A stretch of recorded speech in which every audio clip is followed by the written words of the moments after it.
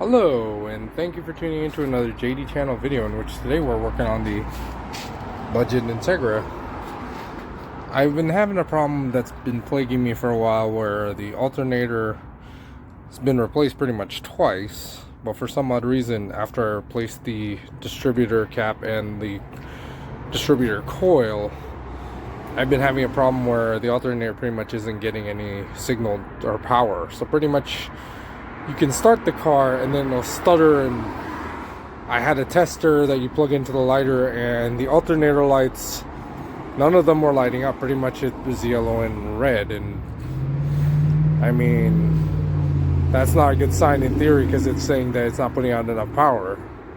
Actually, it was yellow, I guess, yellow and green. Red would be it's too high.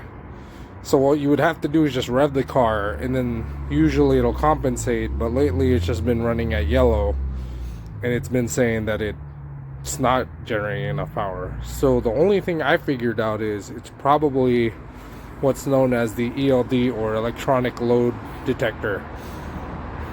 What the electronic load detector, or ELD, is, sorry for the background, I'm outside obviously. I read up on this lately, that's why I keep looking over, because there's sounds, but the ELD pretty much monitors the amount of electricity going through the car, and it gives the PCM or ECU a signal that regulates how much, I guess, power to give to the alternator. So theoretically, I probably fried it somehow, or just age, and so it's not telling the alternator to stay on or very much power right. So what's ending up happening is I could get the car started, and unless I pretty much run the alternator by revving it, it's not staying on, or it's not pretty much going through the cycle. So what I have to do is replace the ELD. Problem is, the ELD, which I'll try other side, the ELD is actually part of the fuse box. So we gotta swap the fuse box out. I'm gonna go over in this video how to take it out and how to replace it. Which hopefully the one I got from the junkyard, the ELD, is good. Otherwise, we'll see, it's gonna start up funky. Now, prior to removing the fuse box, you should remove the negative cable. I have a battery disconnect switch, so I'm gonna turn it off.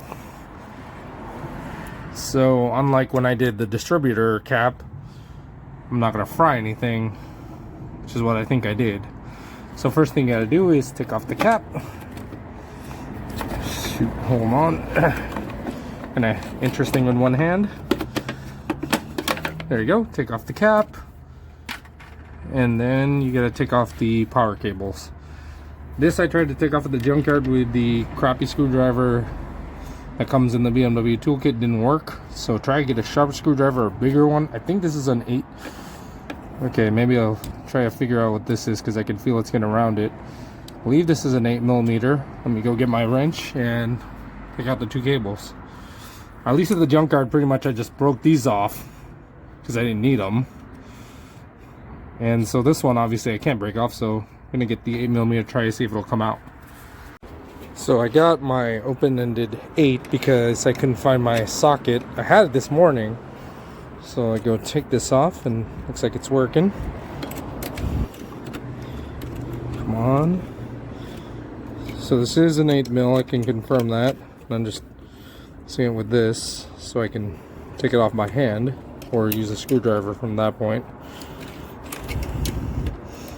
There we go. Sucks I can't find my 8mm socket, but this works. Let's go get the screwdriver. Okay, got my screwdriver. Now I don't have to worry about rounding it because I already loosened it. Take these off. Come on. So I gotta swap these over to the other one. The other one I gotta loosen that one too. Taking a while. The other box I got had most of the fuses, and they made me get back the relays because they were going to charge me $5.99 for the 2 relays each. And the box itself was like, I think $18 plus tax at Pick and Pull. So yeah, I was not taking 2 relays if I didn't need them. I'm just going to swap over these because these work. Dang, these things are long. Let me Using this some more.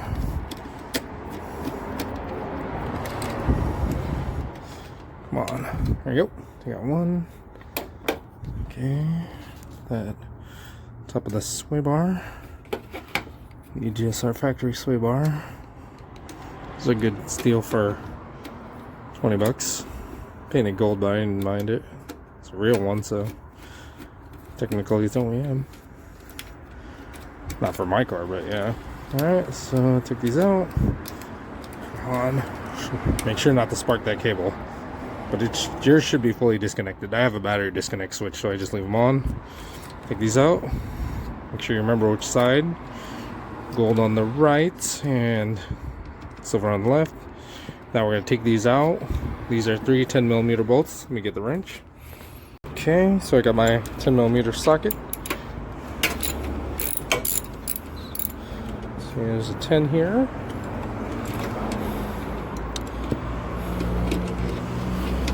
Alright, this thing's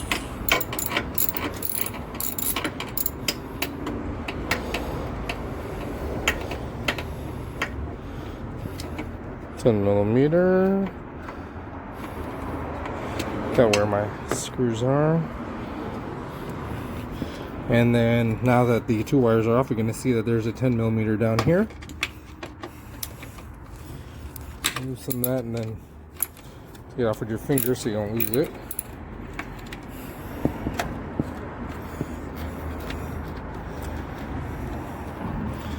Put this up here on the wiper cowl so I don't lose that. And interesting. I don't know if there's something supposed to go there, but I gotta figure that out now. There's 2 holes. Okay, and then the last 10mm here in the back. Be careful not to, like I said, hit the battery terminals. Okay. This is what secures to the firewall. But the other one has the fuses, except for the 2 relays. I'll just move over the 2 relays and check that all the fuses are in. Then I'll install it. Because I mean, if those are okay, then might as well just keep these as spares. I might move over my fusible link because that's brand new, but we'll see. This, okay, and see there's 3 total. Take this one off the firewall, and then you'll just see it just comes right out. Just remember which way the cables go, like I said.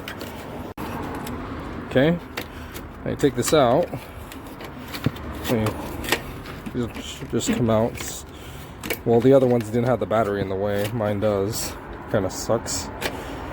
I don't want to take out the battery because I don't have my 13 right now for this. Let me see if I can move it because I don't have it tied down. So I guess I didn't need to move it. I just pushed this up and it should come out. Let's see. Yep, it looks like it's coming out even with the battery in. And then there's a cover underneath with a, I believe that there's 4 harnesses if I remember correctly. And you need to swap over the harnesses in the right place into the new box. I should have really probably taken out the battery, but that's okay. See, so this cover has pretty much 2 on each side. Let me show it on the other one. This one doesn't have the cover underneath. So you'll see that there's 2 here, 2 here, 2 here obviously, and 2 here. And then the 4 connectors and there, that one, so 5. Yeah, move that over to this and then you should be good to go. Let's take it out. To make it easier, I definitely would recommend taking out the battery, but something smells nasty in here, so I'm guessing that's probably where my issue was of hums. And the wires look funky, but I'm hoping it was just the ELD.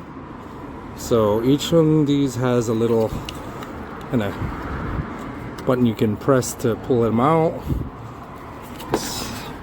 Sorry, trying to do it where it can pull it out, but each one has one of those push tabs to pull them out. You push it and then pulls right out, and then transfer it over to the box in the right places, and then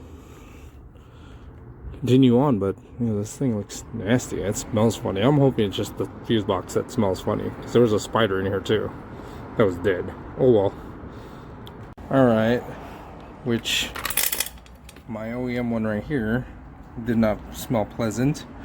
This is the replacement one, which I gotta move the, whatchamacallit here, I gotta move the 2 resistors in this one in the same places. Fusible link here looks okay, so do the other big fuses. I'm hoping no moisture got in there. The rest look like they're just spare fuses. So I'm going to swap everything over and install it.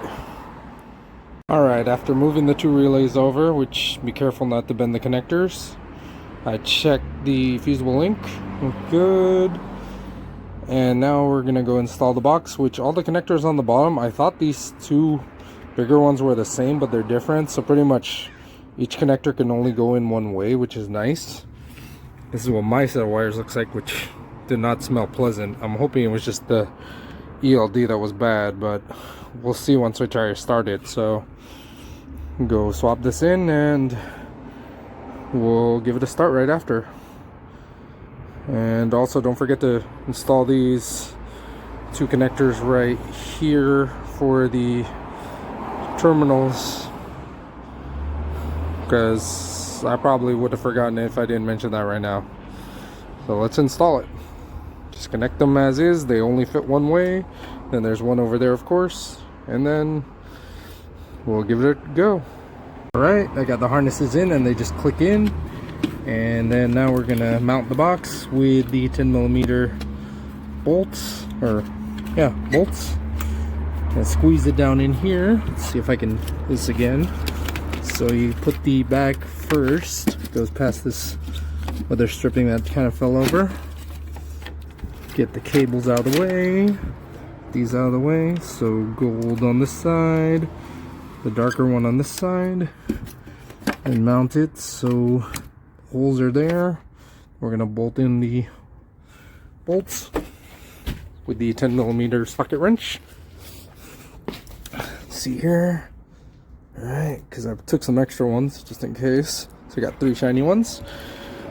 Get that in. Prior to fully tightening them, obviously thread them a little to ensure that you can make adjustments to make sure that they fit in the right places. Like there's one here, and this one obviously down here, make sure that you install this one first so you don't accidentally install the 2 cables, and obviously you can't reach that. So let's tighten this up. Like I said, loosely thread them in the beginning to make it so you can move the box once everything is all connected underneath. This one obviously I know they all fit because I just moved it a little to get them all to thread in correctly.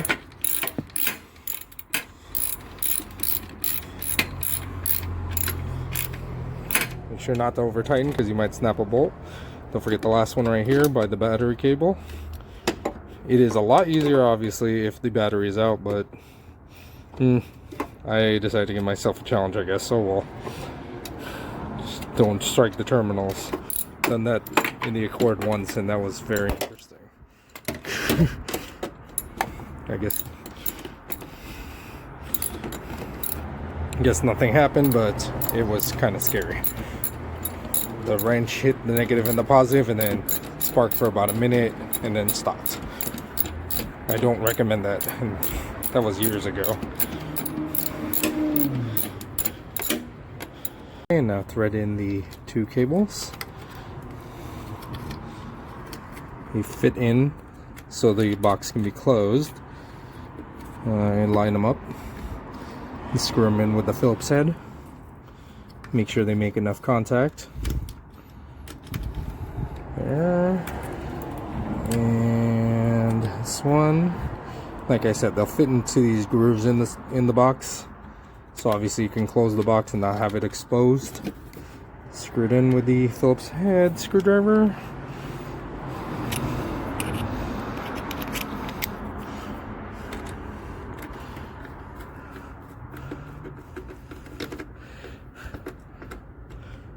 I'm debating, should I close the fuse box first or should I try start then close the fuse box, and I think I'm gonna go with the latter, but I guess might as well just show you how to close the fuse box to ensure,